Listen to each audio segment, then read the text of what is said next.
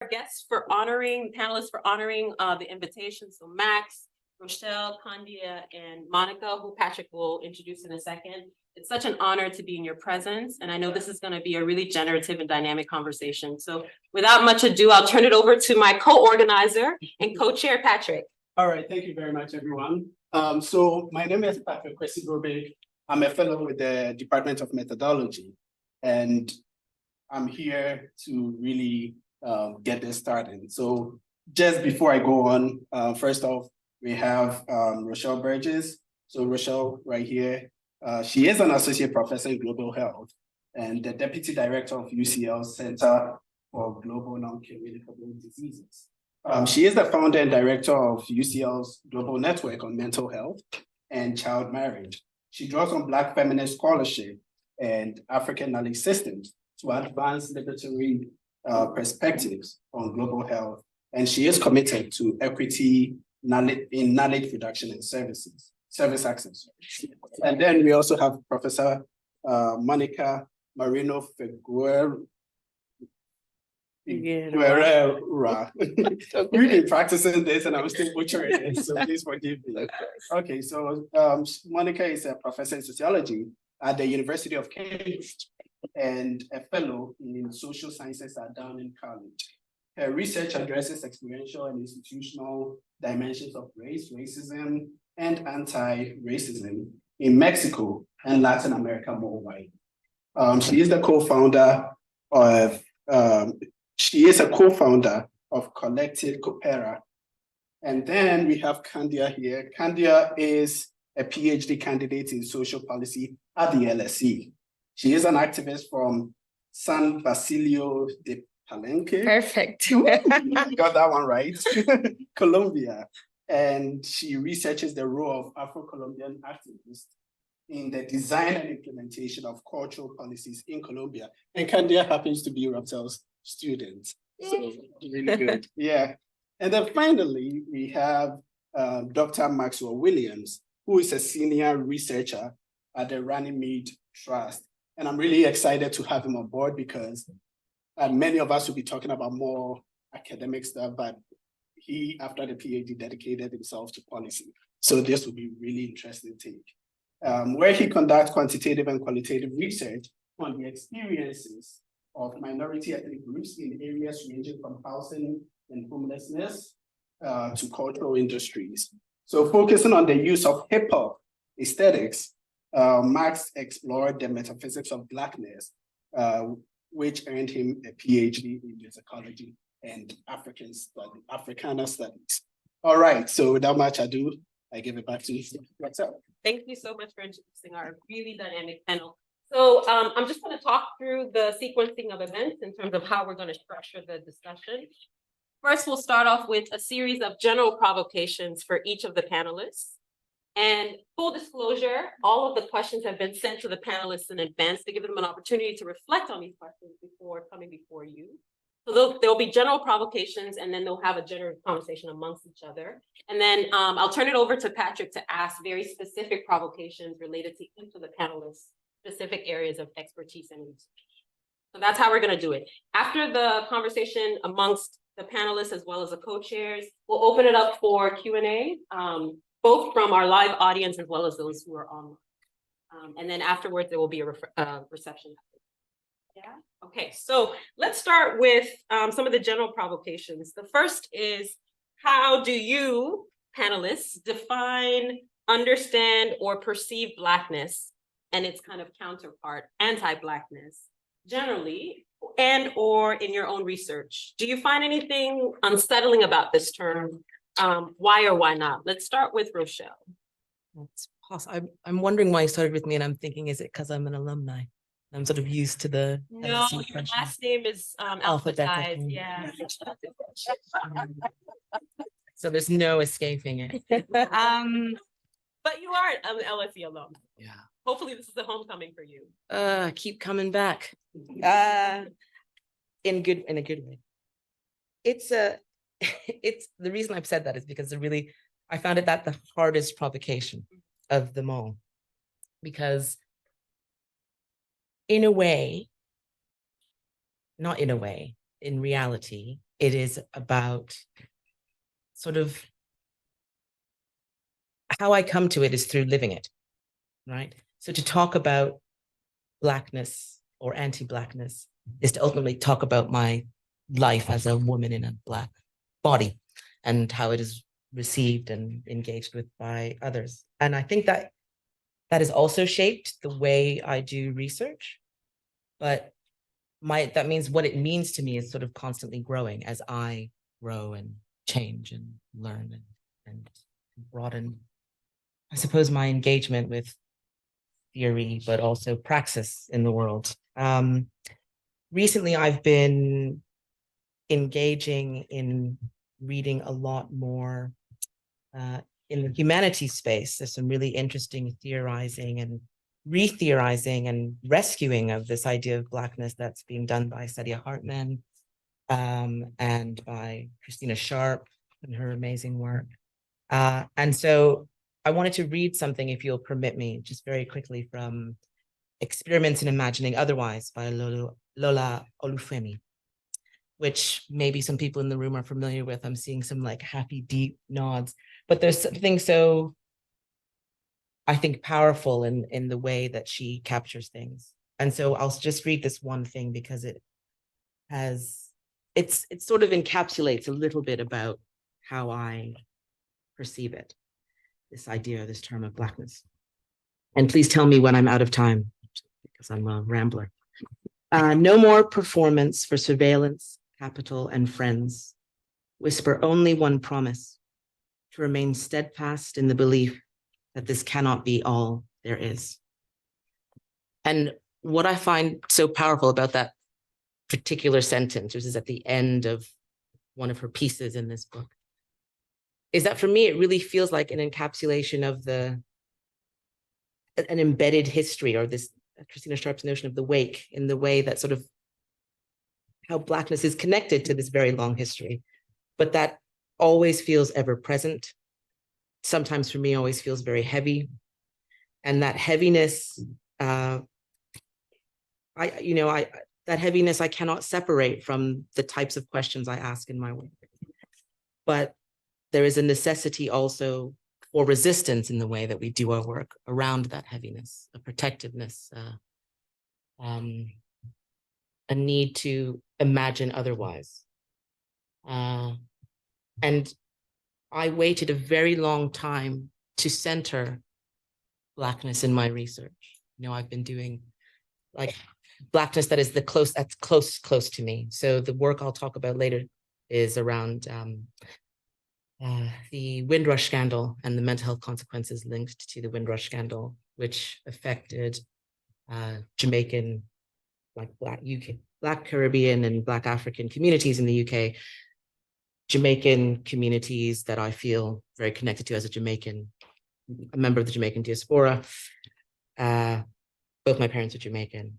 And there was both this pull and this push in engaging in it. The pull knowing that I needed to,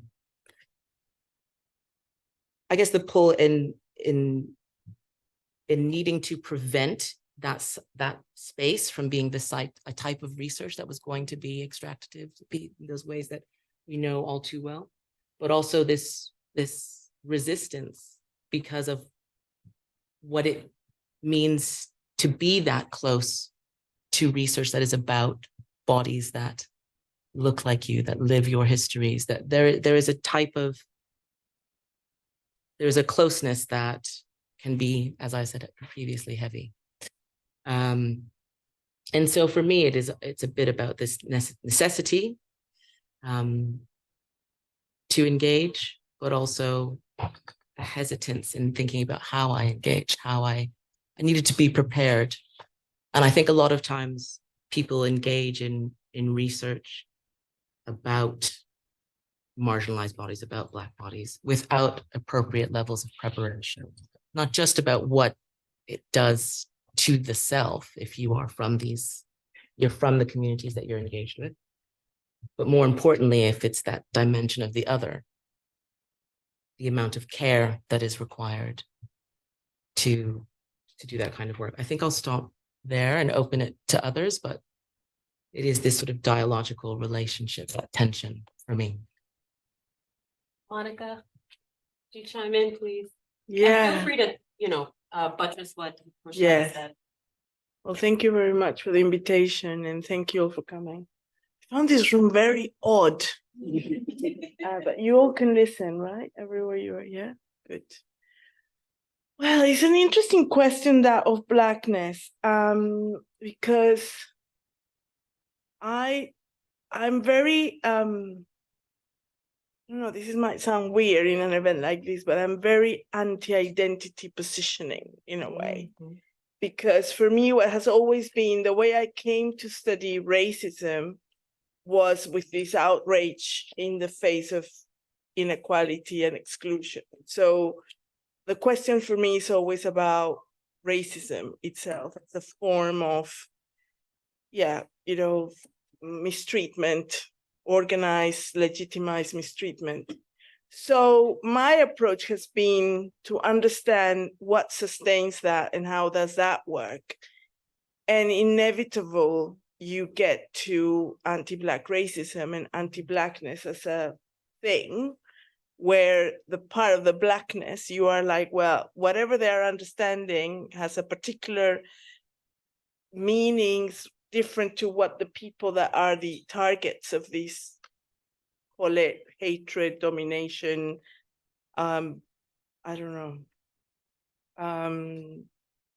abuse, is. So I'm very interested in the logics of racism, how racism works, and how then anti-Blackness is located there amongst other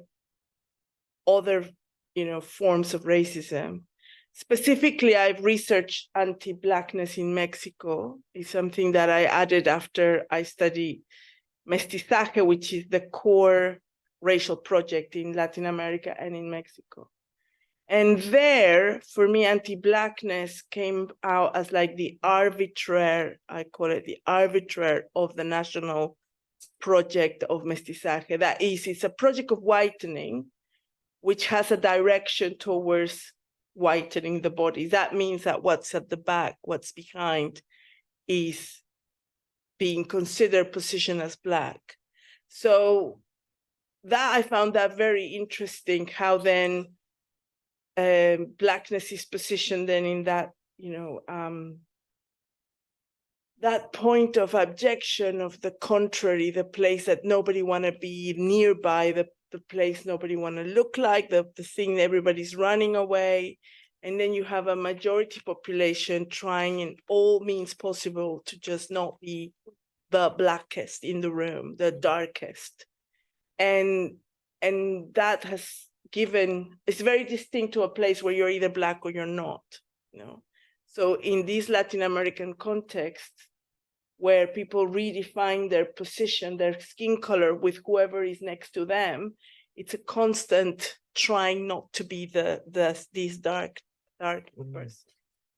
So I found that's how I'm approaching, this understanding, and maybe I'll talk later about more or the other aspects of it, but I think it gives you a bit of course, I'm not against people identifying as they want to be identified, but I am more like, it's an identity that we could clean it from its, origins and negative connotations. And then, we can embrace what's left, but I don't want to build almost on a category continue build on a category that stems from racism in this case. Okay, well, thank you very much for having me today. So I come from an Afro-descendant community in the northern region of Colombia, which is San Basilio de Palenque. And San Basilio de Palenque is known as the corner of Africa in Colombia, and also, as we were discussing with Monica before, as the first free town in the Americas. So the cultural identity of San Basilio de Palenque is like linked to this idea of uniqueness or being different, even amongst those who are seen or perceived like different, And it's very interesting what Monica was saying before because in Palenque, Blackness is embraced, you know? And I was in Colombia doing field work, and I just came across with this concept of palenquedness, which is like palenquerida in español. And it's very interesting because in San Basilio de Palenque, people are looking at this palenquedness as the reclamation and consolidation of an ethno-racial cultural identity based on anthropological, historical, and policy markers that emphasize distinctiveness and uniqueness. So it's very interesting from what you were saying before. And I have some quotes that I wanted to read today. For example, one of my interviewees, he was saying like, we are unique, we are different, even amongst those who are different. The great cultural capital of the Palenqueros is our language. The first thing you do is to introduce yourself in the Palenquero language, and that produces admiration. And from there, the synchronization begins. Of course, in Bogota is the capital city of Colombia, there is a pedagogical exercise, he said, and they know who the Palenqueros are, who Bencos is. Bencos is the founder of San Basilio de Palenque. And he said, when you recognize yourself, there begins an added value for you as a Palenquero in Bogota. So it is great to be in Bogota and to recognize yourself as a Palenquero, our heritage of humanity. And another person adds, the only town that all Colombian presidents have visited is Palenque. Petro, which is the president now, went there during his campaign. And surely both Petro and Francia is the first vice president of African origins in Colombia, will go there again. So the government's gaze is on a town. There is an icon, and that is one of the first towns that contributed to spreading the sea of freedom in the Americas. We are talking about Brazil with Zumbi. We are talking about Bayano in Panama. We are talking about the fact that we gave birth to freedom in this continent. So with this, what I'm trying to see is like in San Basilio de Palenque, Blackness is not a discourse, but also like a political reality. And this Blackness has found in what I'm looking is a UNESCO recognition, and has found like a platform to seek not only the recognition of San Basilio de Palenque, but also to negotiate and to sit with the government and to gain, recognition not only in Colombia, but also like outside of the country. Oh, thanks. Yeah. I guess I'll say I'm gonna half read this, otherwise I'm never gonna get all my thoughts out. But I'll do my best to do the right thing and look up. But yeah, and I'll say also I am gonna try and speak to some of the some more policy side of this like later on. But for now, I guess in response to this question, I wanted to think back to my time in grad school, like doing sort of more taking more of an academic approach to questions about like Blackness and anti-Blackness, because that's what I spent my time doing. So I guess I'll say that in graduate school, I taught an undergraduate class called Exploring Racial Authenticity, Politics Through Black Music. I was a musicologist. And I sort of started the first class, each time I taught it by sort of stating the case that Blackness is complex and it's unending, and that there is no single authentic Blackness. But then we sort of spent the rest of the semester looking at how throughout history people have nonetheless conjured and staked claims to different ideas about what authentic Blackness is. And so I think Blackness then in my mind sort of comes to refer to something that is brought into being separately from Black subjectivities themselves. But it also refers to something that can be adopted in the process of being Black or becoming Black. And I think what was particularly important to me, is that we learned throughout the class that throughout history, I think we as a society have often, and I mean that's sort of like a global society, have often imagined Blackness as occupying one of two extremes. So I think we've had a racist image of Blackness as something that's inherently pathological, and in turn we've had defensive reactionary images of Blackness as something that's inherently pure. And I think that like understanding the richness, the Blackness in this sense entails requires examining and deconstructing the tension between these two extremes. And so my research was into hip hop, right? And so I use hip hop to explore this dichotomy between the pathological and the pure in relation to a set of rappers known as conscious rappers, right? So like 80s and 90s groups like De La Soul and the Tribe Called Quest, who used to position themselves in opposition to another set of rappers known as gangster rappers, epitomized by groups like NWA. And so the conscious rappers use like jazzy beats and socially conscious lyrics to portray themselves as representatives of a kind of authentic Blackness that's elevated above the debauched lifestyles that that society associates with gangster rappers and the gangster rap forms. And I think that it's right in a way that, to reduce Blackness to the worst excesses of gangster rap, so misogyny and homophobia, is racist. But researchers have also argued, right, that attempts throughout history to sublimate Blackness, and in particular, or including attempts by conscious rappers to do that, are similarly misguided. And I think that that's true for a few reasons, right? I think first, it sort of defensively flattens and constrains Blackness, and it denies Black people complex humanity. It turns, what in some cases would just be something like an expression of misogyny into something pathological and inherent. But I think second, right, and I think this comes back to what the other panelists have been saying. I think that, at least in part, I think the pathologizing of Blackness has to be central to our understanding of Blackness as something that's brought into being by a racist society. And for me, I think that's what Du Bois was talking about when he talks about double consciousness and the sort of fractured sense of self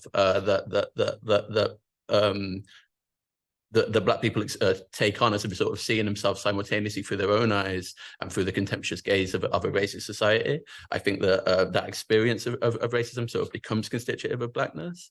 And if that's true, then it can't just be ignored, right? One Black studies theorist who goes by the initials RL says that affirmation of Blackness proves to be impossible without simultaneously affirming the violence that structures Black subjectivity itself. And so in my research, just briefly to wrap up, I'll say I spent my time looking for what I thought of as, what I came to think of as liberatory forms of Blackness that sort of capture that complexity and that unendingness while affirming the sort of structure, the violence that structures it. And so I sort of thought about how that expression of Blackness played out in the music of Kendrick Lamar and his collective Black Hippie, because of the way that, and a lot of journalists write about this in really interesting ways. A lot of people sort of hear this in the music, the way that they sort of embrace gangster rap, while refusing to sort of be reduced to it. So, combining NWA and Dr. Dre era G-Funk beats with more jazzy instrumentals, or fusing socially conscious lyrics with more, like very explicit affirmations of the thug life, right? And I guess it's, and Kendrick Lamar in particular, really thematizes the way that he sort of blurs the line between those two positions.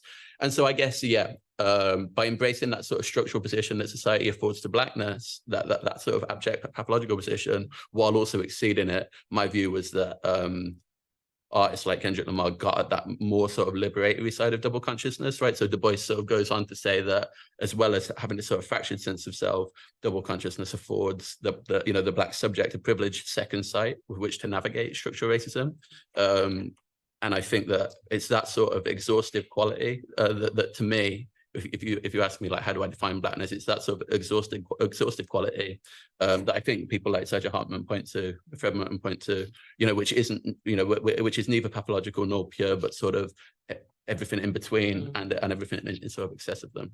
So, I mean, that's such a great summary of what all the other panelists have talked about, that duality, or what exists between pathology and purity. It's a really great way to frame how we might think about Blackness and anti-Blackness. Right? So let's move to the next provocation about the kind of ethical conundrums. And I'll start with Monica. You can start us off by answering, what ethical considerations must be front and center when researching Blackness or anti-Blackness? And have you come across any particular ethical challenges in your own work? How did you address them? Yeah, well, first, I think this distinction between the idea of Blackness and Black people, which I think it's like two different things, multiple things, even each of them. And I think this already puts us in a conundrum. It was really important for me to understand that, so that I could see how there's no need for Black people to be present for there to be an anti-Blackness idea, vision, which is what I see in how this racial project of mestizaje works in Latin America, that it works within it needs it to protect its mission in a way. So that's a thing that needs to be taken into consideration for me.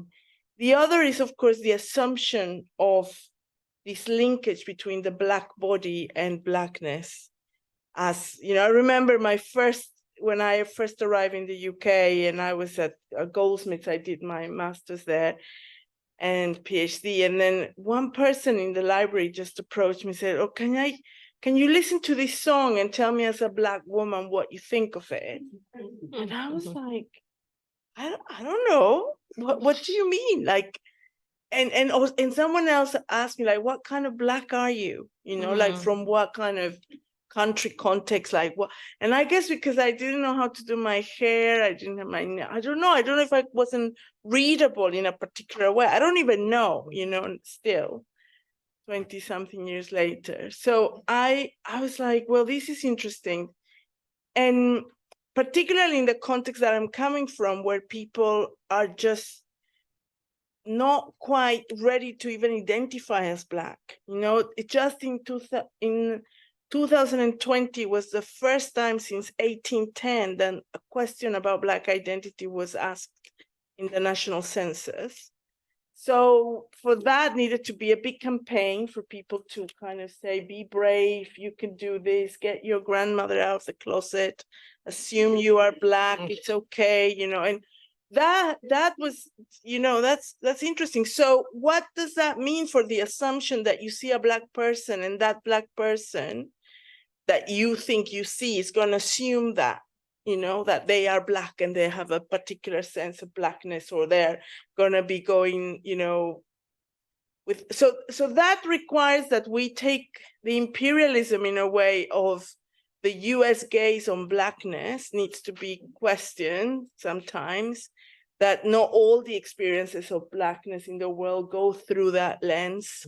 There are places where for different histories and different, you know, venues, people have approached this or assume or got to this. So I think those are issues. And one of the challenges is, well, to take into account these different histories of liberation and not assume everyone's going to follow civil rights movement, Black Lives Matter, you know, that kind of path, because it doesn't happen, and it could bring us into a bit of a pickle. And one case I tell you was that I did some interviews with these women that participated in a cover of a book, and they basically posed almost semi-naked for this book, and they were from this town. And this mestizo guy, like, you know, whitish guy, took the pictures, and they were really pleased to be in the cover of that magazine. And it was a book, that cover of the book. And I was very torn, because I was like, haven't you heard of feminism? What do you think was going to happen here about Black women's bodies? And, you know, how can you be so happy to be seen in this way? And the answer I got was like, well, we want to be seen. Why not? Why not? And then I was like, well, but because that, you know, you can imagine that this kind of very UK, maybe US answer of like, well, that contributes to misogyny, to hypersexualization. We women shouldn't be done that, objectify ourselves, blah, blah, blah. And they were like, well, you know, we want to occupy that space, many spaces that all the women have used, why not? So sitting in that contradiction, I mean, I fought with that extract and with that research because I didn't know what to do with it. I was like, I don't agree, I'm angry with these women, why they want to do that? I don't know what to do with that data, you know, in a way, like, I just want Black women that are so conscious about themselves, that are super, you know, clear and fighting and super aware of everything. And he said, well, no, you know, you're going to encounter situations of internalized sexism and racism and people claiming different things, you know, other women saying, I am going to use makeup because I need makeup in order to deal with this situation, this world I'm in, this context I'm in. And on top of being dark skinned, you want me to all be all liberated and not use makeup and not, it's like, I can't do that. So that puts me in these conundrums of how do you understand this complexity of people's position, their particular context. And the only answer I got to is that I need to sit in this contradiction and show this contradiction. And even for myself, how I identify myself, but we'll talk about that later. But that brings even more contradiction. So yeah, I'll stop. Contradictions and complexities as well. Yeah. Yeah. Grapple with the ethical. Yeah, so I think one of the biggest ethical challenges that I'm facing right now is like how to acknowledge people's real voices in my work, in our work. Because when I was going through this LSE ethical review committee, I said that I was not going to reveal people's names or identities, and I was going to anonymize them in my research output. But when I was in field and I was like reading that part of the confidentially, people would say like, oh, I don't mind, it's okay, just put my name on it. You know, like I wanted to be there and to tell my story. But now I cannot, you know, because I said that I was going to anonymize people. And I think it has to do with the fact that, at least in the case of San Basilio de Palenque, which is pretty much similar to other places, but like our stories were written and told by other non-Palenquero academics, you know?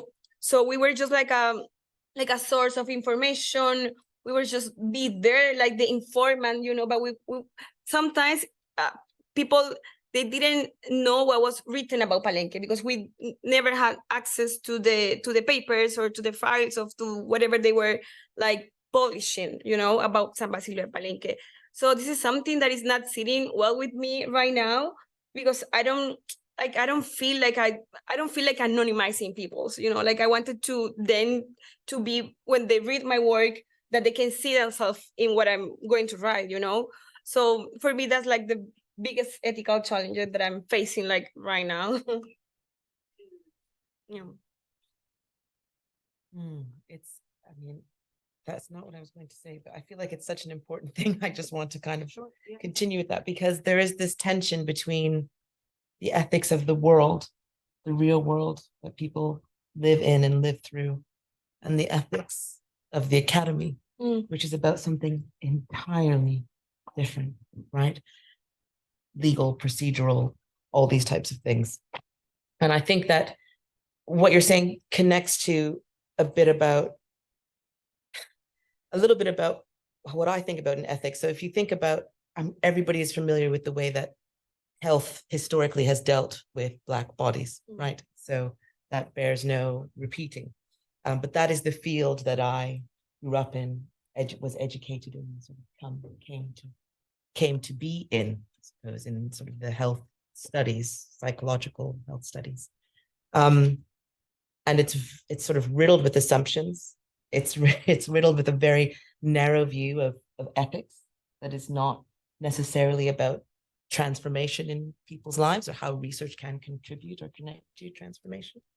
And I think when researching Blackness or even the experience of anti-Blackness must be connected to an interest in transformation. I'm a qualitative health researcher. So most of my research is through narrative work or arts methods that sort of orient towards the collection of narratives. And very much that is about giving people the space to reject the assumptions that are made by them by a largely deficit-based model of how we sort of understand sort of Black bodies and Black experiences in society. And I think, so for me, one of the big sort of ethical challenges I come to is how to hold complexity about what we mean by ethics, right? So how do you do work that some people will say, that's not research, that's the activism piece that sort of just lives over there. That's not your research. How do you center that as actually that is what the research is? That is what it is, because I am bound up in people's efforts for justice. That is how I've become bound up in their lives.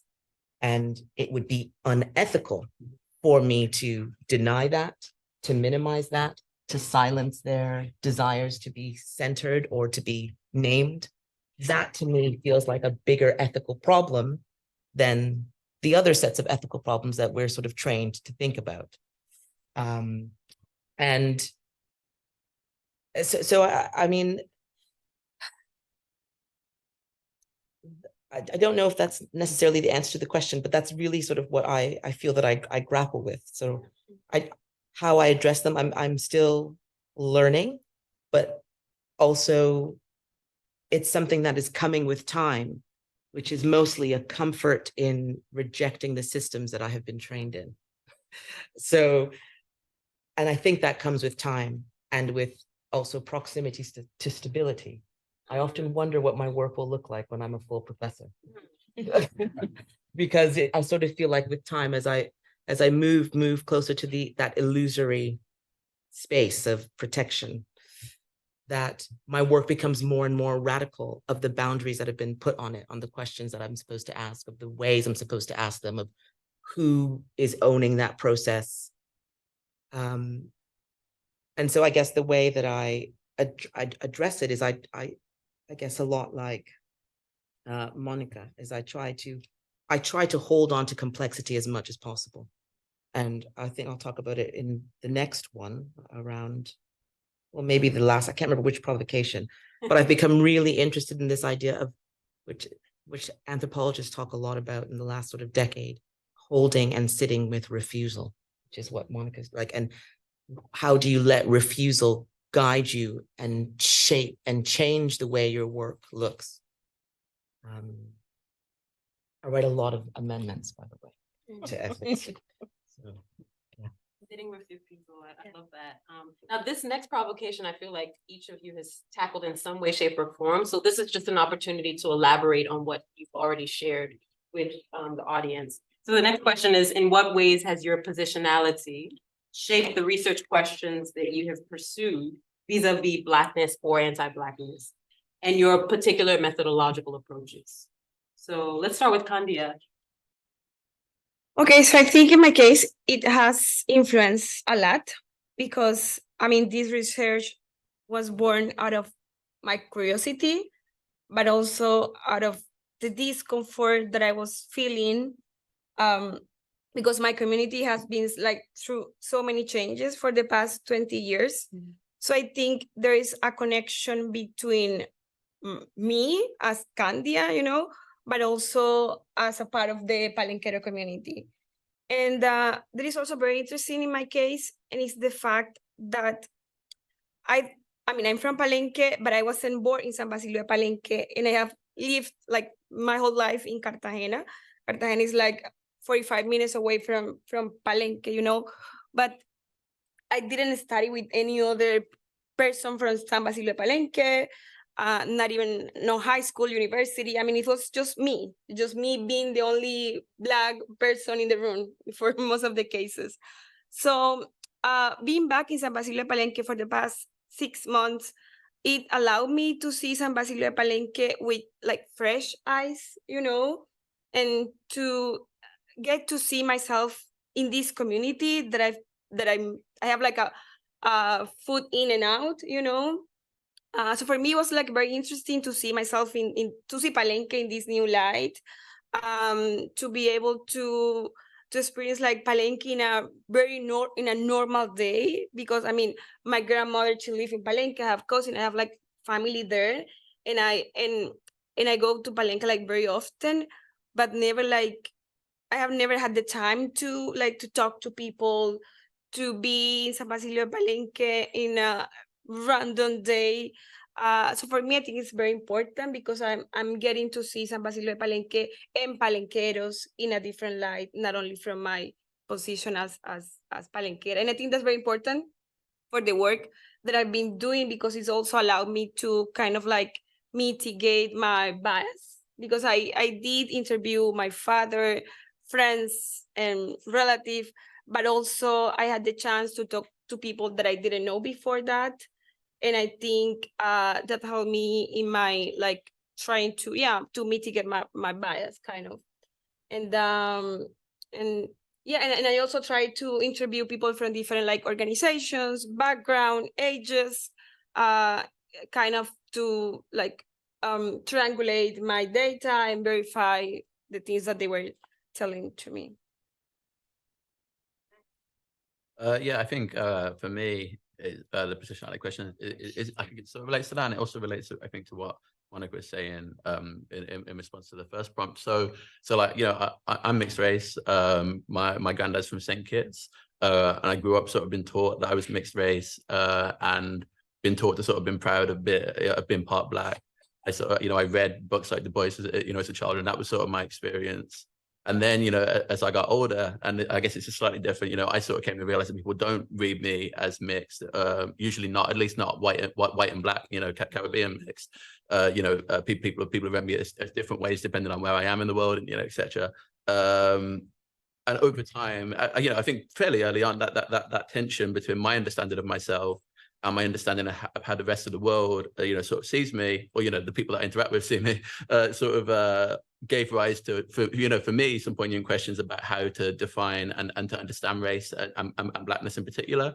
And so I think in particular, it gave me a sense of what Blackness isn't. So I learned that, you know, Blackness isn't inherently biological or empirical, in the sense that Blackness can't be guaranteed by heritage, and it can't always be observed.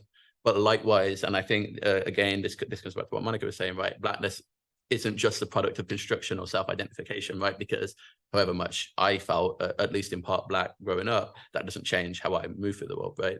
And so I think one of the things in terms of like method or research approach, it led me to the sort of importance of the process of racialization, you know, the way we race people as, for instance, Black, as sort of crucial to questions around Blackness. And it gave me a sort of sense of the importance of that process to, you know, an understanding of race and of Blackness as neither biology or sort of process of identification, but rather as like something ontological, like as an ontological fact. And, you know, and as a way of sort of being made to be in the world. But then I think, you know, so racialization and that question around ontology was really important to me. At the same time, I guess, like over time, I also, you know, I came to the sense that the idea of racialization alone doesn't give us a sort of complete understanding of Blackness. And like, this is just like something that I've thought about personally, and I'd be interested, you know, to hear challenges or reflections on it. But I think my sense of that sort of limitation of ideas about racialization came from thinking about my own position in relation to that of Rachel Dolezal in the United States. You know, so Rachel Dolezal is a white woman who convinced a lot of people that she was Black. And I think actually, you know, more people would probably be likely to, you know, believe that she had Black heritage than I do, you know, which sort of speaks to the power of racialization, but also in my mind sort of speaks to its absurd limits, you know, in a sense. And that sort of, you know, that tension brings me back to my childhood again, like reading Du Bois, reading the Souls of Black Folk. And I think, again, you know, and I mentioned it in my first prompt, that idea of double consciousness has always been really important to my work. I think it's the other sort of concept alongside racialization that's really important to understanding Blackness. Because, you know, like Rachel Dolezal could never have sort of had that experience of doubleness, of seeing herself through her own eyes and through the eyes of a racist society, because, you know, she knew she wasn't Black, right? So she never saw herself as Black. And in that sense, I think she lacked a sort of constitutive element of Blackness, even while she might have been racialized by Black, been racialized as Black. She didn't sort of have that double consciousness. So for me, like, those are ideas that you know, I sort of thought about over the course of my research. I think those two concepts of racialization and double consciousness are really important to understanding Blackness as something that is both disembodied, like that's produced externally through processes of racialization, but also something that becomes embodied and leads to, you know, a particular set of ways of sort of being in the world. Yeah, and that's sort of how my positionality, yeah, sort of led me to think about those ideas. Thank you, Max.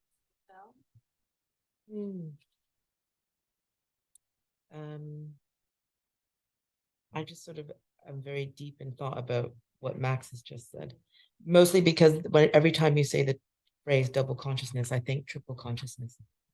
Heard that term. It's specifically about Black women. Okay. I don't know how many people are familiar with that term. I've heard there's I can't remember her name now, scholar who sort of expanded on Du Bois' work around double consciousness and to talk about triple consciousness and of sort of the Black woman other, like in that. And I think that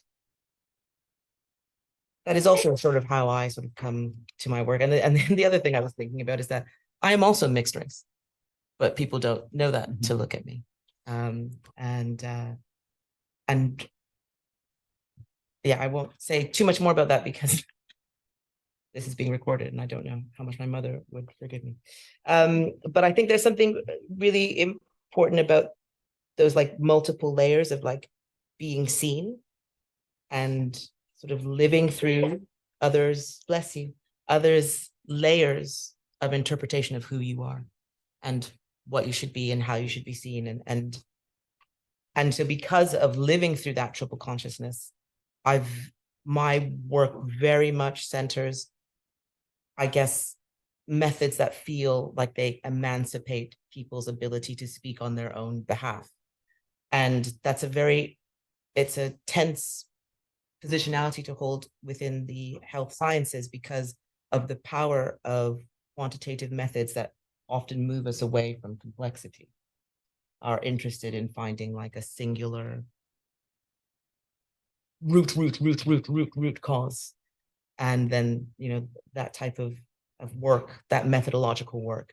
And so very much sort of came to it resisting the ways in which a lot of work produced on my behalf, like behalf of a collective other, or not other, but a collective self of Black people, is not done by Black people or not centering Black people's voices and positions within that space.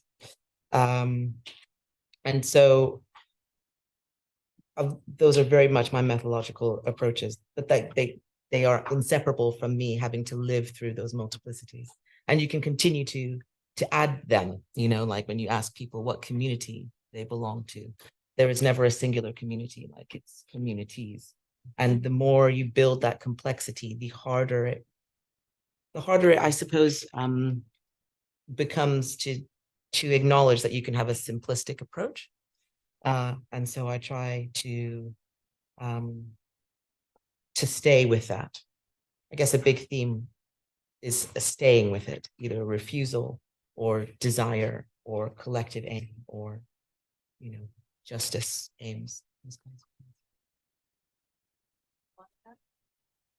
Yeah, well, I'm also mixed race. Here we are, like a mixed race panel. I'm not mixed race. No, I'm not. I'm 100% Palenquera. Which is a weird thing to say, isn't it? We want to Yeah. deconstruct race Yeah. or not, and Yeah. but that's the situation. That's And another panel. that's another panel. And I think I've come to position myself as Black more like with time and more politically. Like I come from a context where we didn't talk about race. I didn't have a Black father next to me or a family, or so it was very hard to see me because I would see my family and friends, and I was thinking I was like what I saw. And then they will return the gaze, was like, oh, no, you're not quite, but we're not going to talk about it kind of situation.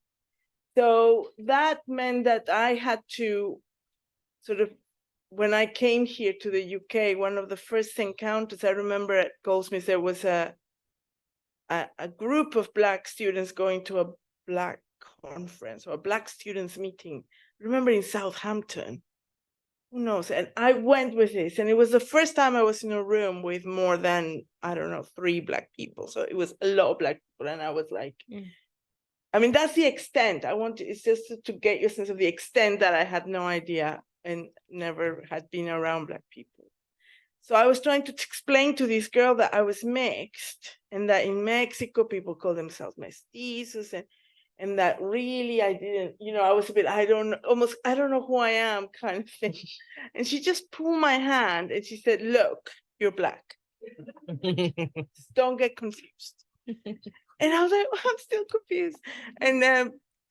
But that's where I kind of started. And although I arrived at Goldsmiths to this place of incredible research around race at a really important time, I was so blessed by that in a way. So I just slowly started realizing that politically I had to identify as Black because of the context where I was coming from, where people were just like, we are not going to talk about this.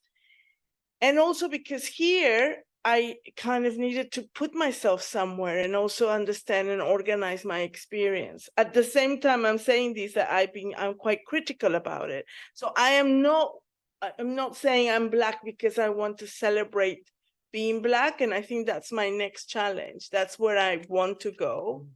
And I want more Black people in my life, and I want more Black friends in my life. And I want just, I want that.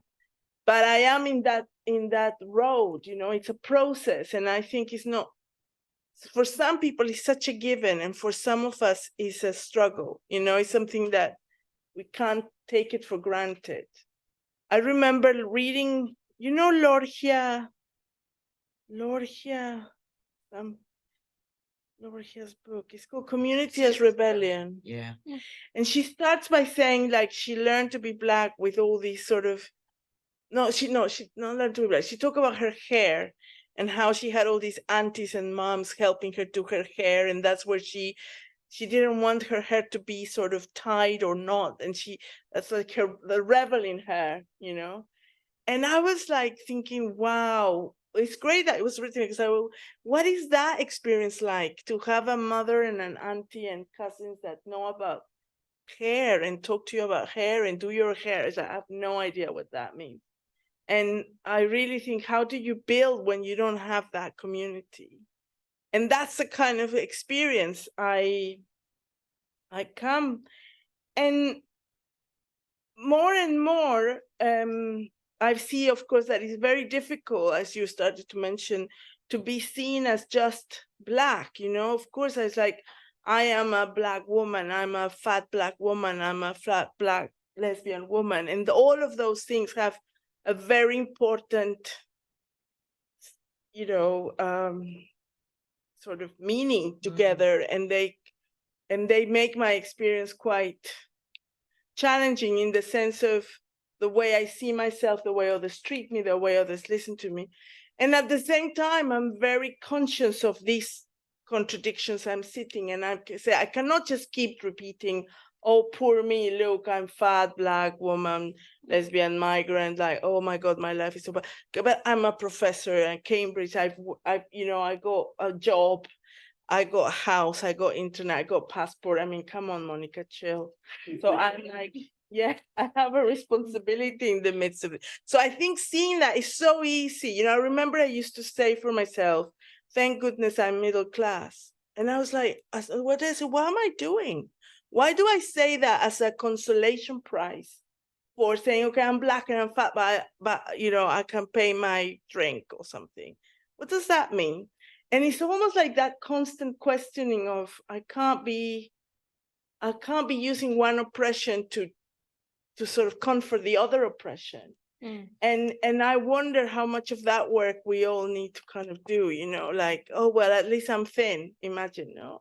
Or, oh, I'm least, and I think that is where this sort of positioning sort of takes us. That's why I feel this, like, looking for the processes of exclusion, these, think about racism, sexism, homophobia, that sort of keeps me more sane, that if I was just to go on celebrating a particular identity position. So maybe I'll pause Yeah. and say that in the interest of time, I recognize that we've already gone about an hour. So maybe I'll switch gears and ask Patrick to start with the specific provocations, maybe with Max, because Max is going to answer the last general provocation, and then we can just go down the line and then open it up for discussion, if that's all right with everybody. Yeah. That sounds great. So basically, we've been talking about a general gaze on research methods and research approaches. And now we're giving the panelists the chance to sort of bring their own research to life through this gaze. So starting with Max, Max, you work for a think tank that researches the experiences of Black, ethnic and minority people in different domains in the UK. Drawing on your scholarly experience as an academic and also your own practical experience, what are academic resistance? Can you also tell us more about how your professional work with Runnymede focuses on resistance-related issues. Yeah, thanks. So yeah, so I guess I'll say that you know, so I'll move from sort of my background in academia into the work that I do at the Runnymede Trust. But so yeah, I did a lot of research into cultures of the African diaspora, into African diasporic culture, and I think that in my experience, a lot of scholarship on Black culture, on African diasporic culture, whether it's linguistic practices or cultural forms, is rooted in the assumption, right, that that Black culture contains some sort of intrinsically resistant potential, especially in writing on the Black Atlantic and stuff. You often run up against people wanting to talk about Black cultural forms as sort of sites of resistance. But yeah, I guess I sort of spoke in my first response about the need. The need, I think, to recognize the way that society structures Blackness, not only as a site of resistance, but rather, at times as a site of pathology, and I think that pathologizing of Blackness, has become essential to society's understanding of what Blackness is. And I think that some researchers, right, like I used to, read a lot of research by Afro-pessimists. They go further than that to argue that constructions of Blackness, as pathological, aren't only central to Blackness itself, right, but to the world. And in making that argument, right, they use that term anti-Blackness that we've talked about a bit to sort of describe a social structure in which the white human subject gains its coherence through the sort of opposition or dehumanization of Blackness. And from that perspective, right, like Afro-pessimists argue that not only is Black culture not fundamentally resistant, right, but that any attempt at resistance is sort of fundamentally misguided in the way that it seeks to preserve an irredeemably corrupt world, right? So there's the book, an introduction to Afro-pessimism, says we must reject movements for resistance against and social reform of post-slave societies as implicitly interested in the preservation of these very societies. And that's in the academic world, a contested and controversial position, but that's the way some people sort of think about resistance in that context. I think that researchers who believe that would probably raise some questions about the work we do at the Runnymede Trust, right? Where we advocate for policy change in areas like health and housing and in economic outcomes for minority ethnic communities. And in doing so, of course, we are sort of implicitly invested in the preservation of the world that we have, right? And so that it's we're sort of doing the work that I think those scholars are critiquing. I think it's probably broadly okay that the work that we do at Runnymede isn't revolutionary. I think it's about making the unjust world that we have a little bit more bearable for the communities that we care about. But I guess the example I wanted to give, where I do sort of have this sense that at Runnymede we do a little bit more than that too. And yeah, I think again, because like I've talked about in every prompt, to me it comes back down to the work of Du Bois and that more empowering side of double consciousness, the idea of the second sight that it grants Black people to navigate the veil of structural racism. I wanted to just very quickly speak to an example from a piece of work that we're doing right now. That I think illustrates that. So the project is on improving access to music industry careers for aspiring artists from minority ethnic backgrounds, and a lot of it is so for the research, right? We ran a set of interviews with aspiring artists, right, to get a sense of the obstacles that they face to building music careers and the role that race plays, in creating those obstacles. And a lot of the things that we've heard about are the sort of obvious barriers that we can create. So what's what you might call sort of resistant, policy proposals to try and change in a sort of very legible way. But in the course of doing the interviews, we spoke to a young Black composer and producer who works across genres to foreground the Black freedom, the struggle for Black freedom. One of the things that they work on is Windrush. And one of the things that they told us is that they're a big fan of sort of gatekeeping, which is quite funny because, right, gatekeeping isn't a word that we usually think of as a sort of positive thing. But they told us that they believe that Black people need to gatekeep their music more in order to maintain its authenticity and to protect it from appropriation and exploitation, and to protect the artists themselves, right, from having their music and their labor stolen. Which I think makes sense. And, me and the other interviewer, we wanted to know more about what they meant. So I sort of said, I asked them if they could tell me what that process of gatekeeping looks like, which was obviously a stupid question because the whole point was that, to prevent, having these musical practices appropriated. So the respondent said, yeah, I'm not going to tell you how Black people get gifts. And I think, that is added to by the fact that the respondent almost definitely didn't read me as Black. So she's like, why are you trying to sell us? But anyway, but they did agree to share one example of how Black people gatekeep their music. And they told us about this phenomenon of secret invitations to just like speakeasies or pop-up venues for one-off musical performances. And the way it works, right, is you get an invitation from somebody you know, and you turn up for a sort of one night of music. The point is that the music isn't commercialized, so it can't be exploited, right? It's there for a night and then it's gone. And in this way, the artist told us the music can stay within the targeted audience where it's meant to be heard and felt and seen. And for them, they said that's the complete opposite to selling out Wembley. And I guess, like, just briefly, I felt that there was something like quite powerful in that example of resistance to the exploitative nature of the music industry that goes beyond and can kind of sit alongside the policy work that we want to do. It sort of resonated with my understanding of that liberatory potential of double consciousness, the ability to both sort of perceive and navigate one's way around the veil. And so I think in my work at Runnymede, and I think my colleagues at Runnymede too, I do think we're sort of on the lookout for moments like this, for like moments of resistance of a more transformative kind.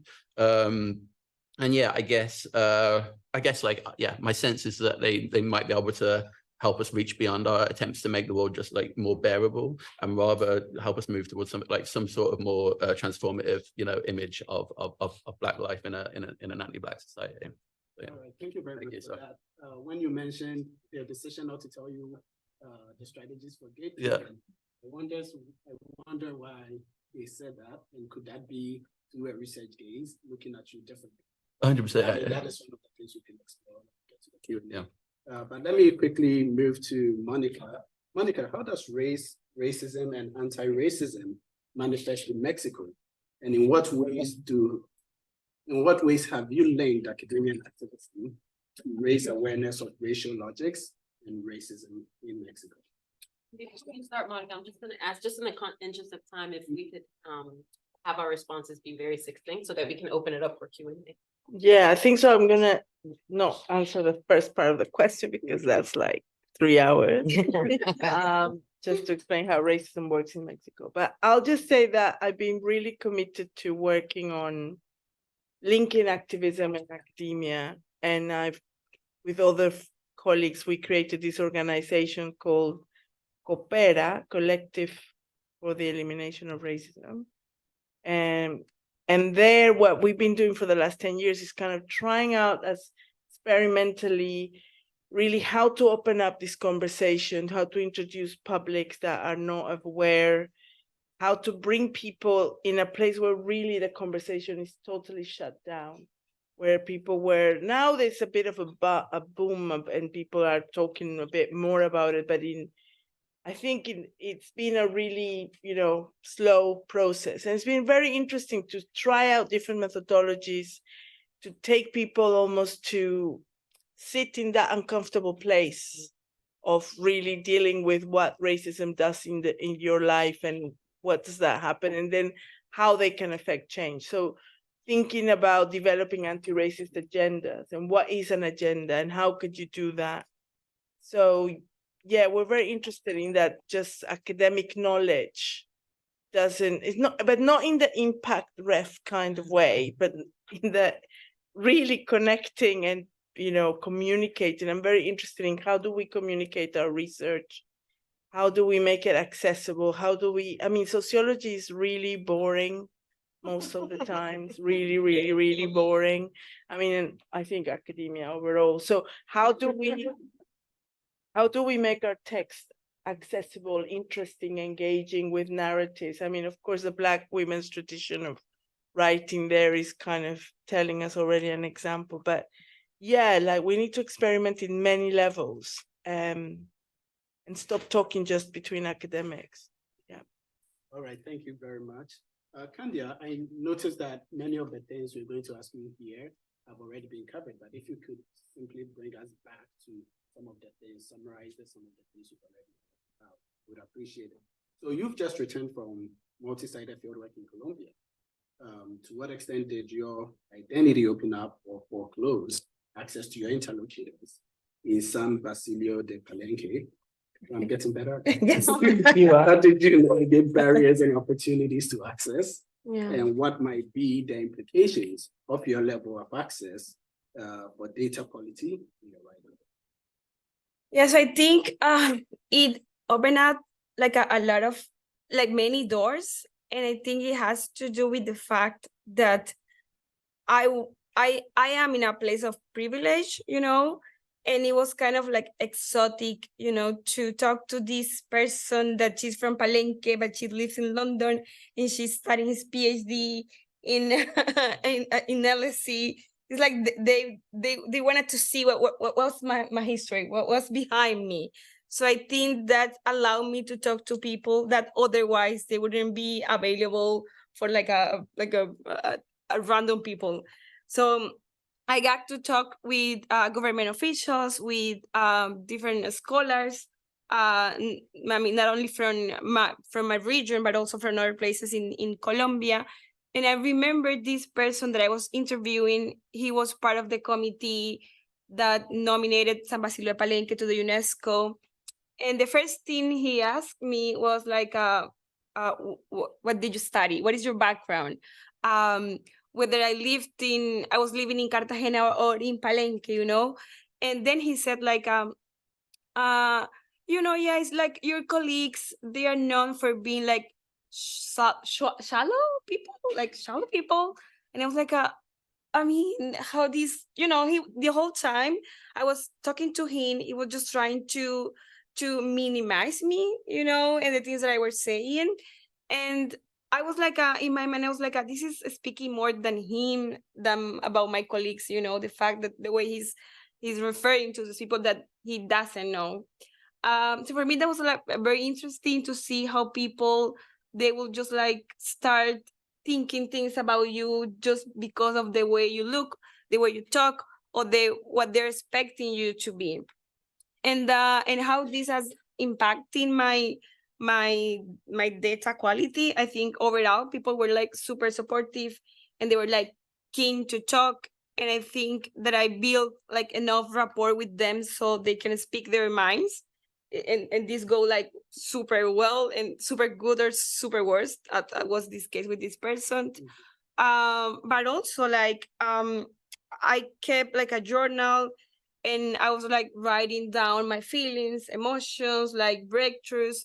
And as I was preparing for this conversation, I went through some of those notes, and I just want to read something that I found. And I wrote down at that time, like, I also discovered that I love talking to people, and through these conversations, I've been able to get to know a bit more about them, but also about myself. I have been able to connect with many people and create affinity with some that I didn't know that I could. And also one of the last notes that I wrote on April the 29th, I said, I need to de-romanticize my approach to Palenque. This is one of the main challenges of me being an insider. I have been exposed to a narrative which, although it has some flaws and false equivalencies, I believe and I use. And I need a critical perspective on my experience as a Palenquera and everything that I have learned about my community. Thanks. Thank you very much. All right. So finally, Rochelle, this is a big one. This year marks the 75th anniversary of the arrival of Black migrants in the UK on the HMT Empire Windrush. How has policy mitigated or exacerbated mental ill health? What has your work inspired in terms of reflection about researching Black experiences in the UK?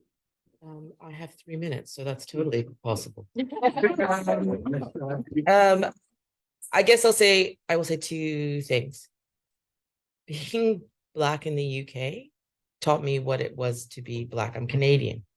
So that's a totally different like thing, space, reality. There is a particular quiet violence that I feel permeates Black life in the UK. And it is embodied in the fact that we talk about things like Windrush as this, like, in a very celebratory way, to celebrate the contributions of the Windrush generation. My aunt was a Windrusher. And then another auntie who was like an aunt through love. And they both left the UK because it was too racist. And when you talk about the UK and Windrush, the other thing is that people, my colleagues that I work with, and survivors that I work with, they always love to tell us and remind us that Blackness has been in the UK since the Roman times. So there's an inability for the UK, like public sphere, to hold that Blackness is an embedded part of the positive creation of society. I was weirdly triggered by Afro-pessimism. Like weirdly, like deeply weird, like anything. And I think one of the reasons is that I think Black life, and when you look at the Windrush generation, the survival that they have created and the thriving that they did create, those things are examples of revolution. They are examples of, like, what do we think the revolution is? Yeah. What do we think the revolution is going to look like? Do you think it's just going to be one big, like, bright celebratory, we wake up one day and that's it? The revolution is microcosms of moments that build towards something. It is always building. It is always growing. And what we lack are the opportunities to, like, imagine what that end goal looks like or the end place looks like. But that doesn't mean that we're not fumbling towards that place as we go. And I really think there's a danger to not recognizing that survival. So I guess the main thing that have learned and continue to learn through this work around the mental health consequences of Windrush is around sort of refusal and what is shown and illuminated in refusal. So a refusal to participate in standardized measures that talk about suffering, even though the completion of that measure would lead to mobilizing a policy response in a way that's more effective than the telling of your oral story.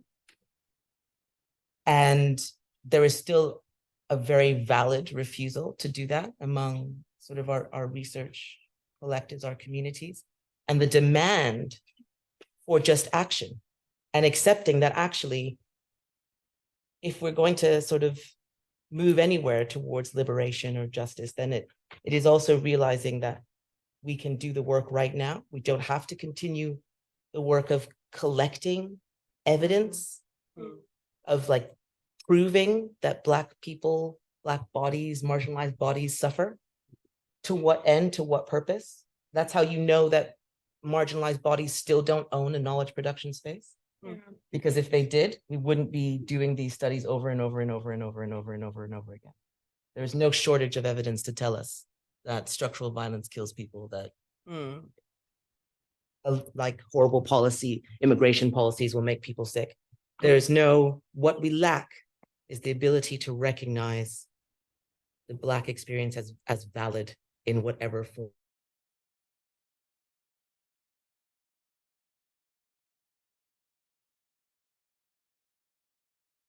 Like, there's the space that refuses to acknowledge where that work needs to happen, not generating more and more evidence from Black communities, Black bodies. All right, thank you very much, Rochelle. And Max, it seems like there's something for you to take away. Thank you very much. So now we're moving on to the Q&A. And Rochelle, how are you doing this? Sure. So I think we will do a ping pong match between online audiences and people in the room. All the panelists have agreed to take a cluster of questions. And the way we're going to do it in the interest of time is whoever wants to respond to whatever question that's posed would be great. So Olivia. Okay, no problem. So we'll start in the room. Are there any questions, comments, critiques, interjections? Yes, I see a hand there. Can you please introduce yourself? Tell us who you are, and then in the interest of time, if you could make your question very, very pointed and succinct, I would be really grateful. Okay, thank you very much. Can you hear me? Yes. My name is Zainab Bari, and I am a visiting research fellow at King's College. I just wanted to thank you very much for your for sharing your perspectives. in light of your interesting and informative contributions, why do you think that human beings like to put people into boxes, even when they know that some people don't like to be put in those boxes? Do you think that this is to do with our inherent need to organize society or categorize people? Or have you identified other potential sources of, other potential causes that could give us some more understanding of why we do that as a human species? Thank you. Are there any other questions? Please go for it. I thought I'd have time to just like listen to what other people say and then formulate through that. But hi, I'm Renee. Thank you for opening this space. I'm a master's research student at the Department of Social Policy. And I mean, I'm really interested in how a lot of what you guys have been talking about is sort of like motivated by activism and telling stories and documenting and like wanting to represent sort of like the true thoughts and like experiences of the people that you work with. I just wondered if like there'd be time to just like expand on that a little bit more and like about how either activism is influencing your research or if research is influencing what you do in like the activist sphere. But yeah.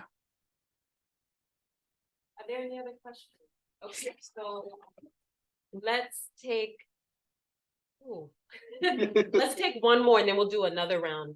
So maybe here, please. Hi, thank you so much. I think my question is more direct to you mentioned today in thinking about global blackness. It's about conversation. This is something I'm also interrogating in my own work, where I'm explicitly identifying and thinking through which life I identity. But I'm struggling with the idea of holding complex while also contesting, while also challenging, and not accepting how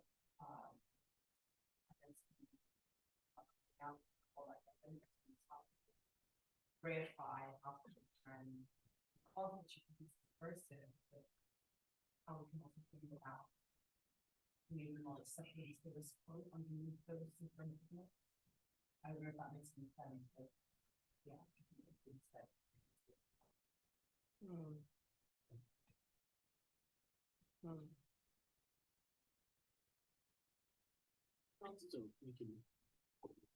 Well, maybe there was because there was a question specifically for Mono, that you can answer that, and then the two other questions anyone can jump in. Yeah. Ooh. Well, I don't know. You're all looking for that, but I think when one of the ways, I mean, there must be many ways of trying, but one of the ways that I've been trying to deal with that is in the project I'm doing now. I'm looking at internalized oppression, internalized racism. And there I'm making really hard questions to myself and other people, like negatively racialized,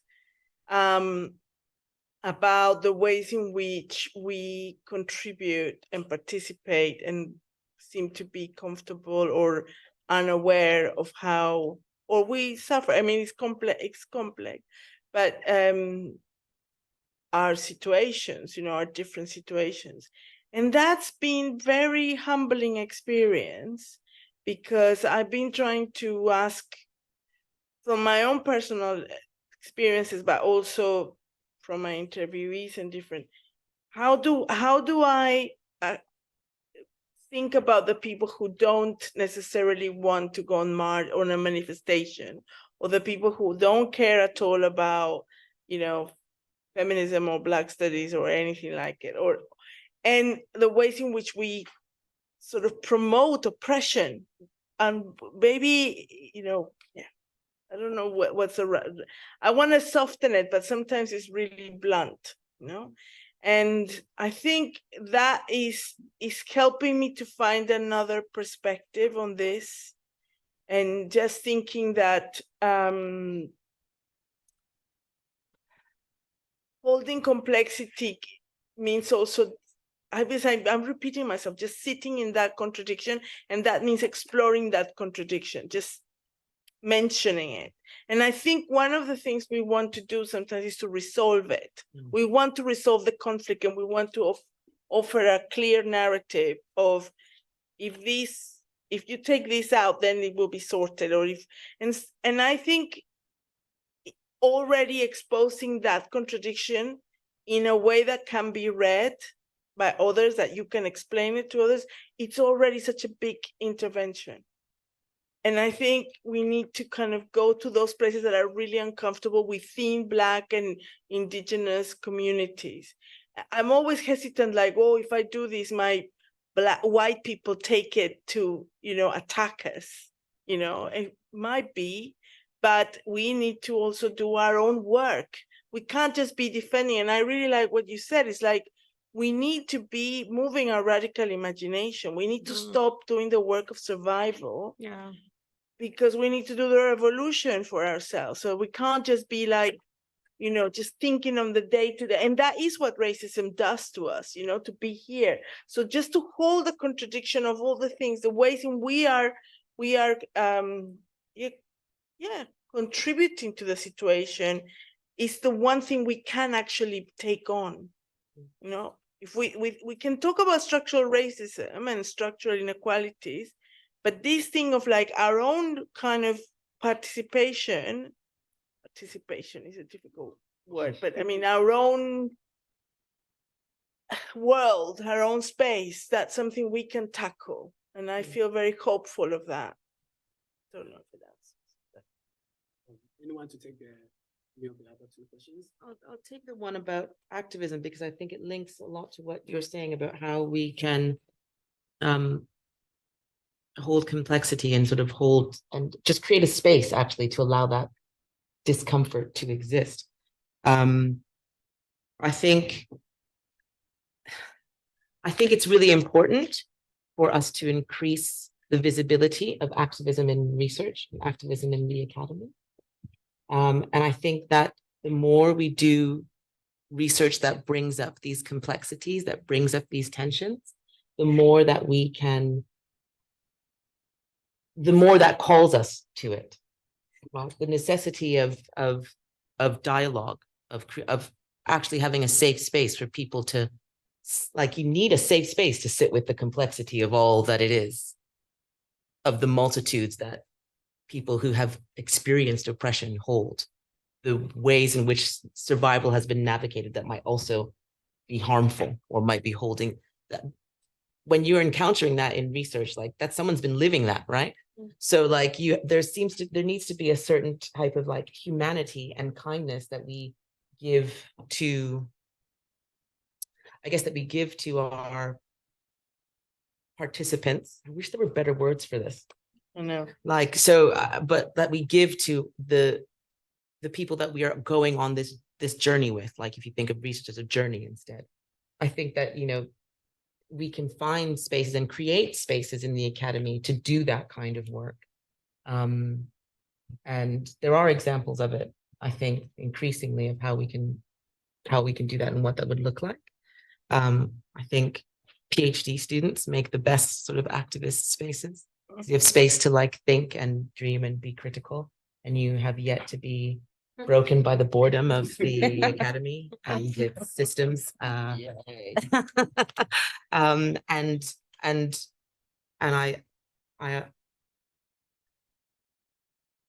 I guess in a way, activism is also about dreaming. So if you have an interest in something, then you create it. You just rehearse it, right? There's the Healing Justice London. I've been to like 2 events. I keep talking about Healing Justice London. Healing Justice London has their Rehearsing Freedoms Festival on, and it is about building and practicing the world that you want to see, because that's the only way we get there. I think. Does anyone want to tackle why do people feel the need, or human beings feel the need to put each other into boxes? Well, I don't think I have an answer to that, but but I do remember when I was in the US, and I was like, I felt at times that my identity as a Latina was denied so many times when I was there, because people, they didn't see me as a Latina, you know, and especially other Latinos. And for me, it was like very hurtful ignorance, you know, because I was all the time I was getting this question like, oh, where did you learn Spanish? Your Spanish is so good, you know, like home, you know, like are you from, where are you from? And I was like, Colombia. Are you sure you're from Colombia? I was like, you know, like, yeah. And at some point it was, I felt very sad. But at some point I realized that, okay, there is more than this like Afro-Latino identity, you know? And I start to like recognizing myself, not as a Colombian, but also like a Caribbean woman, you know? And I would just say like, oh, no, where are you from? I'm from the Caribbean part of the Colombia. And I think that help people to put me in those boxes, you know? But I also realized that there are so many layers, you know, that we can be, we are so many different things, you know, and that is fine. But we have to go through, I mean, I went through that process of like seeing myself through different lenses. Like, I'm a Black woman, I'm from Colombia, I'm from Palenque, I'm from Cartagena. Like, there is so much happening in what I'm building around my identity. And that's the thing that I keep like telling to myself. So in the interest of time, we'll probably take one more round of questions. So we'll try to take as many questions as possible. So let's start there, and then you two, and then we'll come on this side. Please make your questions very succinct. Thank you.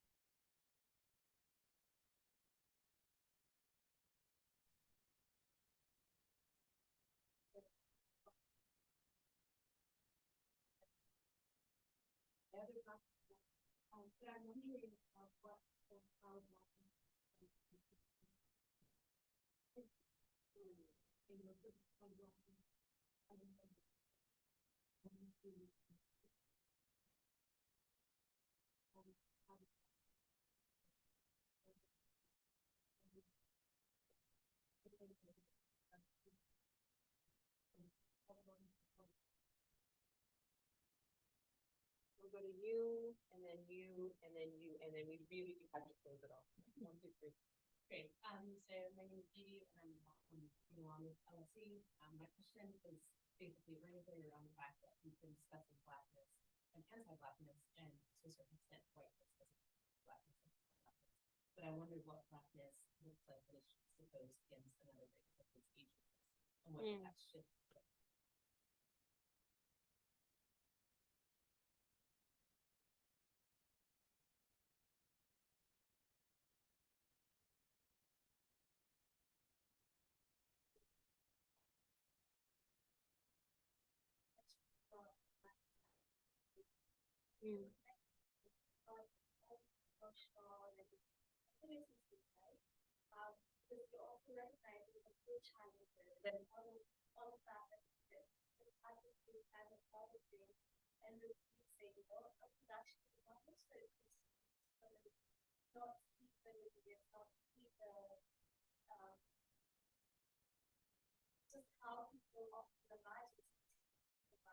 Yeah.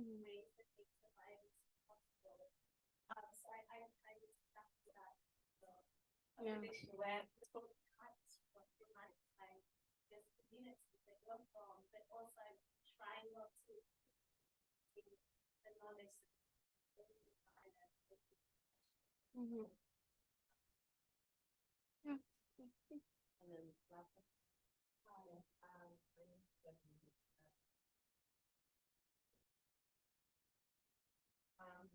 So I guess my question kind of allows the way that we try and organize the Black transphobia, and whether or not we should be moving away from this idea of Blackness as something that all Black people experience the same way. So you know, thinking about the historical like negative and aspect.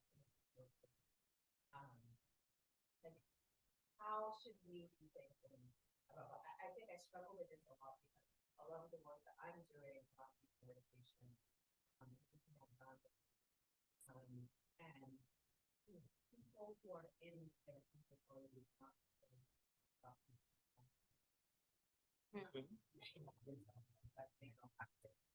Yeah. it's when you're in another place that you know they will.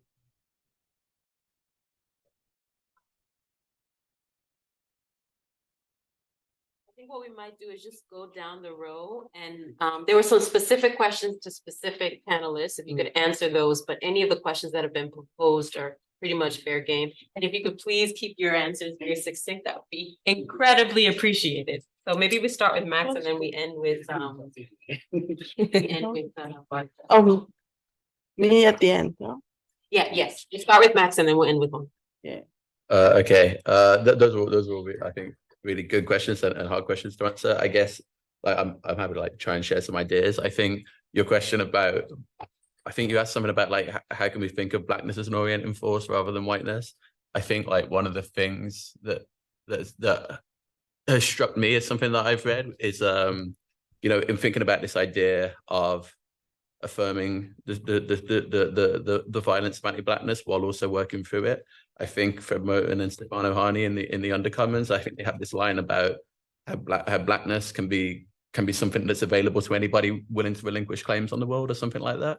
And I think like there's something interesting there about like Blackness as a sort of radical method of you know, of moving, you know, past those structures. It doesn't necessarily place all the onus with Black people. I think this is something that Monica brought up earlier about that gap between Blackness and Black subjectivity. And so I guess like, yeah, like, you know, I think Rochelle's right that, you know, a lot of the Afro-pessimist stuff, it can be quite triggering, and I do think can be a little bit too doom laden. And I think like there's something valuable in thinking about Blackness as something disembodied that becomes embodied, that has this sort of revolutionary potential that I think can be useful. But that's sort of just like a very broad thought. I guess like read the Undercommons and go to that quote, and I think that there's something like interesting there as Blackness as an orienting force. I think it was a really interesting way of putting it, but I don't think I have anything like more you know, deeper to say about that. I guess like the question as well on organizing Black experience globally, like I wanted to respond to because it's not something that I'm like expertly placed to respond to, but it is something that I thought about a little bit when, you know, when I was doing my work. And, you know, so I talked a little bit about Kendrick Lamar at the beginning and about how I felt that, you know, his music did this really interesting thing of affirming you know, the violence that structures Blackness while moving beyond it.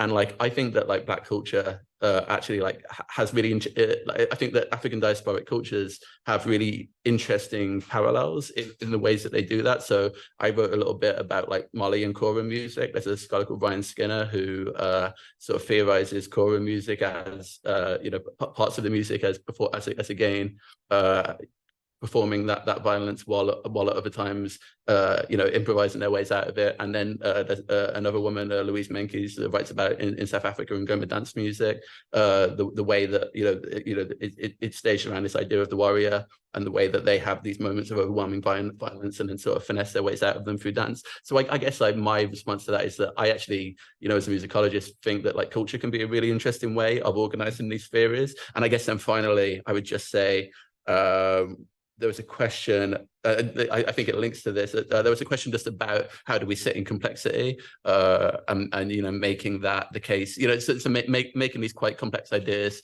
legible for everybody.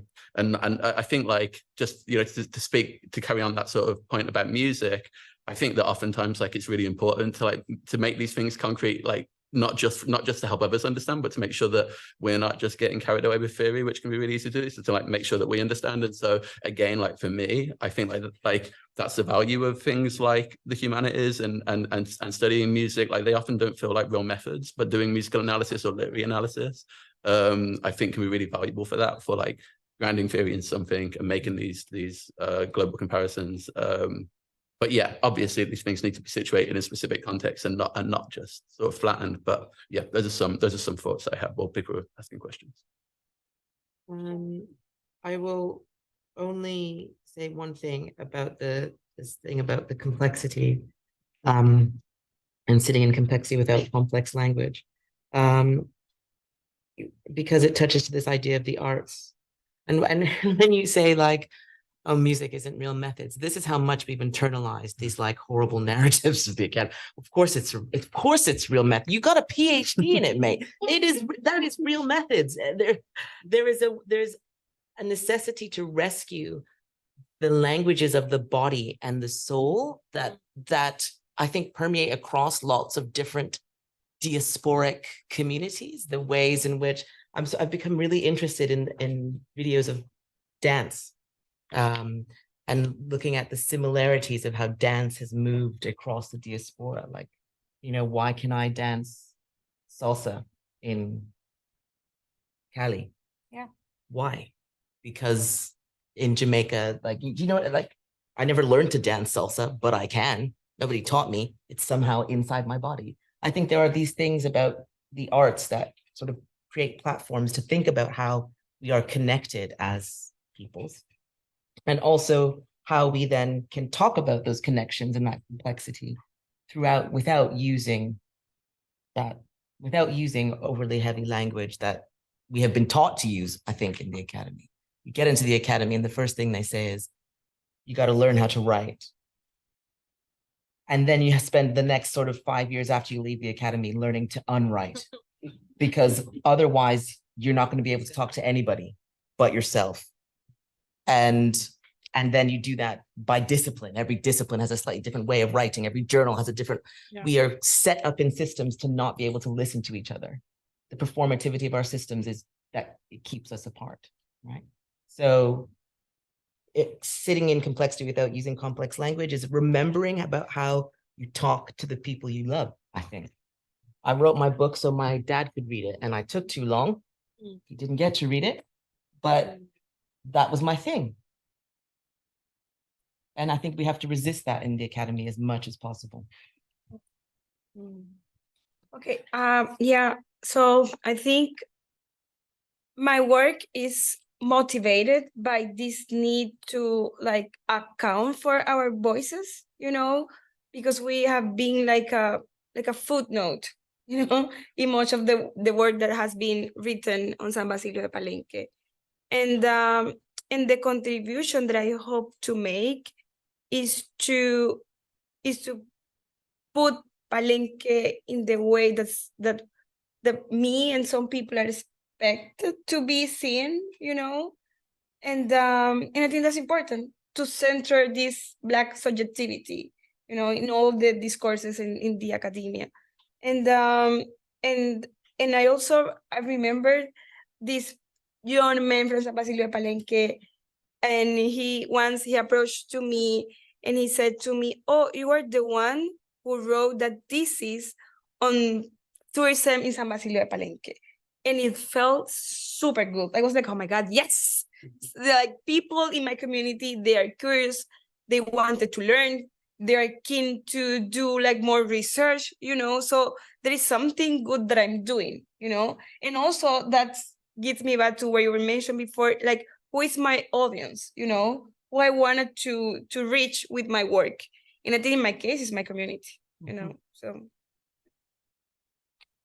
Yeah, I would agree that we need to kind of find other ways of communicating. And I think there's a big turn to creative writing right now. There's a lot of people experimenting with that. And I think that's a really good thing. We should just all give it a go and see if we can make it less boring, more accessible. And I think holding our stories, the stories that people tell, the complexities there. We don't need to use any kind of weird terminology that, it's almost that process of unlearning that is the hardest. And trying to be brave that it will pass the exam, you will get the PhD or the MPhil and that because you can make sense of it. You don't need to have the language. I know we're constrained, but I think I want to support myself and the students and younger people to do it now, not to wait till they are installed somewhere, because that's in a way is a disservice to the bigger project. And the other thing I'd say of some kind of collecting some of the sense I got from the questions is that we also need to decenter Blackness in a way. And I think this, for me, the research, as I said at the beginning, I start saying it's about racism, it's about exclusion, it's about sexism, it's about these intersectional forms of oppression.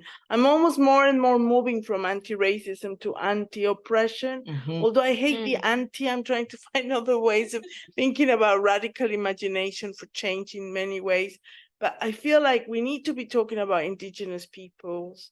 We need to be talking about Asian peoples. We need to be talking about a variety of experiences, and that's what, and we need to do it collectively. So I think it's a danger whenever we say race that people think, oh, it's about Black. It's like, well, no, it is about all of us that have been negatively put in these positions and our experiences in those processes.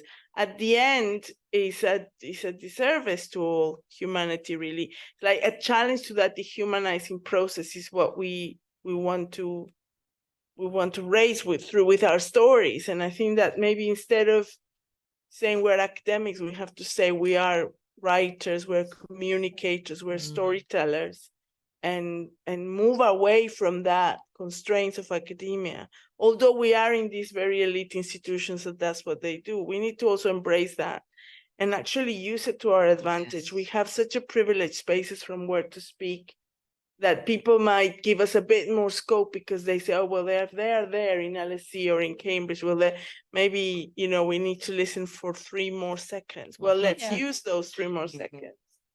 I think so. Great. Yeah. All right. So everybody, I have a little speech prepared because there are a lot of people I need to say thank you to. So I'm going to keep it short so we can move on to the food.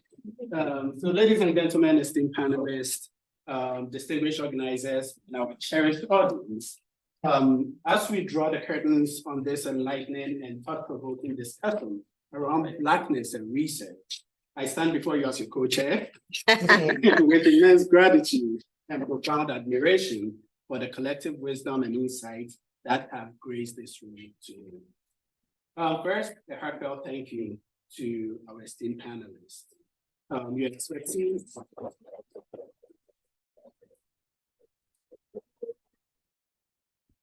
Your expertise, passion, willingness to share, dedication have illuminated the complex issues surrounding the study of Blackness and anti-Blackness, both in the academic and non-academic circles. Each of you has brought a unique perspective, and your contributions have not only enriched our understanding, but have left an indelible mark on our collective consciousness. Your presence here has been a testament to the power of constructive dialogue. I would also like to express my deep appreciation to all those who have worked diligently to orchestrate this event. I say thanks to the Department of Methodology and Social Policy for combining their human and material resources The deputy head of my department, methodology, Professor Laura Cornish, who couldn't make it this evening, but is probably watching online. And my co-chair, Professor Rochelle Burgess, of the department. Well, I mean, Just manifest, girl. Identify. You put in a remarkable effort throughout the creation of what we've witnessed today. So I say thank you. Others who have contributed their knowledge and time are Olivia Talland, Maria Schlegel, who isn't here, Nancy Breton, who is here, Isaac Harry, seated right back here, Crystal Chia, over there, Camelia Male, whom I haven't seen here right now, and Blake Miller, among many others. A special thank you goes to our very helpful and pleasant stewardess who are seated back there, whom many of us will encounter by the close of the event. The seamless execution of today's discussion is a testament to your hard work and commitment to fostering meaningful conversations. To our attentive audience, your presence and engagement have been the heart and soul of this discussion. With thoughtful questions, active participation, and enthusiasm have created an atmosphere of open exchange, learning, and mutual respect. We sincerely thank you for being part of this vibrant discussion. Before we adjourn, I am delighted to announce that there is a post-event reception that awaits us all. It is time for us to continue the conversation sparked today and to forge new connections and to deepen our understanding of the topics we've explored. It is also an opportunity for us to interact with our esteemed panelists on a more personal level. As we leave this room today, I encourage each of you to carry the spirit of today's discussion forward and to apply the knowledge gained here in your personal and professional lives. In closing, let us remember that it is through conversations like these that we bridge gaps, challenge assumptions, and work together to create a brighter, more inclusive future. Thank you once again to our panelists, organizers, the audience for your unwavering commitment to the pursuit of knowledge and understanding. Please join us at the post-event reception and let the conversations continue. Until we meet again, safe travels and fruitful dialogue to us all. And thank you, Matthew.